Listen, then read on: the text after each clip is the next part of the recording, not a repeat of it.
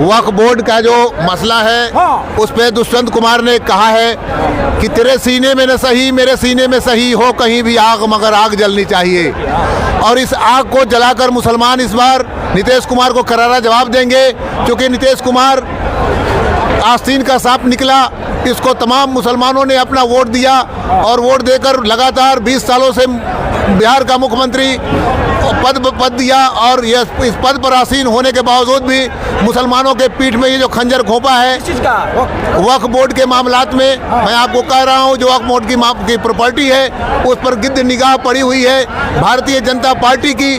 तो वक्फ बोर्ड एक तरफ है, दूसरे तरफ न्यास बोर्ड भी है। बहुत सारे बोर्ड हिंदुस्तान के अंदर हैं, लेकिन जब कहीं कानून बनना चाहिए तो सारे बोर्ड के लिए बनना चाहिए, वक्फ बोर्ड के लिए ऐसा कुछ नहीं है। साफ बने हैं, क्या मुसलमान सपेरा बनेगा?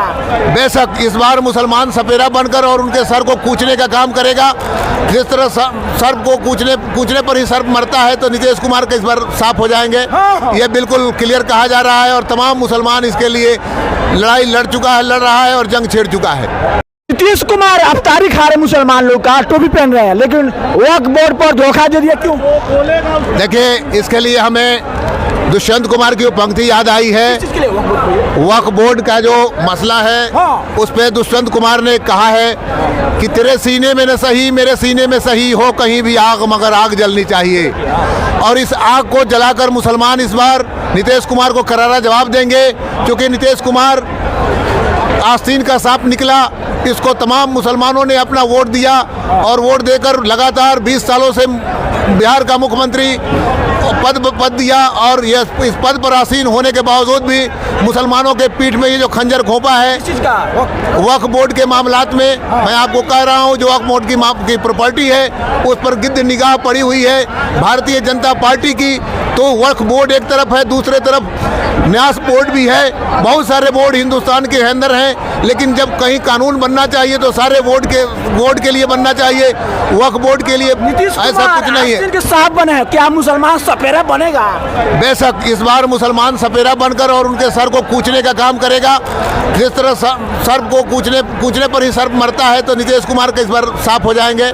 ये बिल्कुल क्लियर कहा जा रहा है और तमाम मुसलमान इसके लिए लड़ रहा है और जंग छेड़ चुका है। बिहार के आवाम क्या चाहते हैं? बिहार के आवाम ये चाहते हैं कि लंबे समय से नीतीश कुमार अपने मुख्यमंत्री के लिए बरकरार रहें। कभी इस पाले में जा रहे हैं, कभी उस पाले में जा रहे हैं। तो मुसलमानों ने कहा कि कभी चिलमन से ये झांके, कभी चिलमन से वो झांके, लगा दो आग चिलमन में न ये झांके न वो झांके। और दूसरा आपसे मैं क्या कहूँगा, ये कहूँगा कि वक्फ बोर्ड जो है वह अभी तमाम राजनीतिक पार्टियों के लिए चूचू का मुरब्बा बना हुआ है और तमाम लोग इस मुरब्बे को खाने के लिए बेचैन हैं। लेकिन प्रशांत किशोर ने पहले ही दिन कह दिया है कि वक्फ बोर्ड में जो भी परिवर्तन हो रहा है मैं उसके विरुद्ध हूँ। कोई परिवर्तन नहीं होना चाहिए, क्योंकि भारतीय संविधान में सारे लोगों का अपना हक हुकूक दिया गया है और यह प्रॉपर्टी हमारे बाप दादों का है, हमारे पूर्वजों का है। यह प्रॉपर्टी सरकार की नहीं है, इसलिए वक्फ बोर्ड आजादी में कोई रोल नहीं है, वो देश चला रहा है। और हमारे यही दुर्भाग्य है, बताइए। यही दुर्भाग्य है कि आज़ादी की माफ़ी मांगने वाला, अब बार बार अंग्रेजों से माफ़ी मांगने वाला आदमी आज देश चला रहा है। और आपको क्या कहूँ, 1857 की लड़ाई लड़ने वाला बहादुर शाह जफर, जिसको अंग्रेजों ने ये कहा था, बहादुर शाह जफर ये मान लो दमदमा में दम नहीं है, खैर मनाओ जान की, अब तो ठंडी हुई शमशीर तेरे हिंदुस्तान की। लेकिन इसका जवाब देते हुए बहादुर शाह जफर ने कहा था, मुगल थे बहादुर शाह जफर जो अंतिम मुगल बादशाह हुए थे, उन्होंने कहा था कि दमदमा में दम, याद कर लीजिए। उसने कहा, बहादुर शाह जफर ने जवाब देते हुए कहा था कि गाजियों में बू रहेगी जब तक ईमान की, तख्त लंदन तक चलेगी तेग हिंदुस्तान की। और उस बहादुर शाह जफर के इस कारनामे को और ये जेल से रिहा होने के लिए जितने तमाम लोगों ने, संघियों ने जो आवाज़ बुलंद किया था और माफ़ीनामा के लिए आवाज़ दिया था, वो लोग आज देश चला रहे हैं। खैर, हिंदुस्तान की जनता सबका हिसाब लेगी। लेगा जमाना खून का हर एक बूंद का हिसाब, कातिल को कत्लेआम से थकने तो दीजिए, कातिल को कत्लेआम से थकने तो दीजिए। अंदर का भाव निकल रहा है, रूहानी देखिए निकल रहा है। ये सच्चाई ये है, हुकूमत को कहीं ना कहीं सच्चाई ये है कि ये जो वक्फ बोर्ड बिल जो पास हुआ है, ये मुसलमानों के लिए अत्याचार हुआ है। मुसलमानों का कोई वैसा रहनुमा नहीं है जो इसकी लड़ाई मजबूती से लड़ सके, लेकिन मुसलमान आने वाले वक्त में अपने में रहनुमा के तलाश में हैं।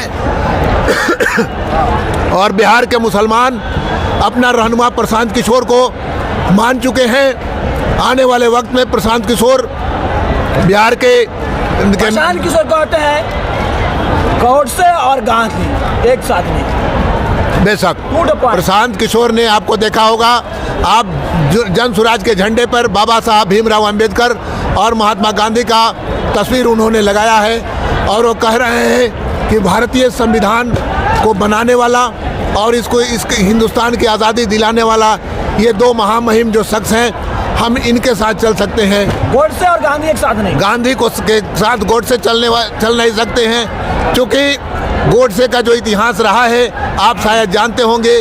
गोडसे मरने के महात्मा गांधी को मारने का प्लान जो बनाया था बहुत पहले बना चुका था।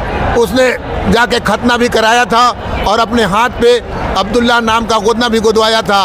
उसका ये सोच था कि जब हम महात्मा गांधी को मारेंगे तो हिंदुस्तान में राइट होगा, ये जाना जाएगा कि मुसलमान मारा हुआ है। लेकिन उसकी इस गंभीरता को समझते हुए पंडित जवाहरलाल नेहरू ने फौरन इस बात का खंडन किया कि महात्मा गांधी को मारने वाला कोई मुस्लिम नहीं है, बल्कि एक सिरफिरा इंसान है जिसका नाम नाथूराम गोडसे है। बेशक।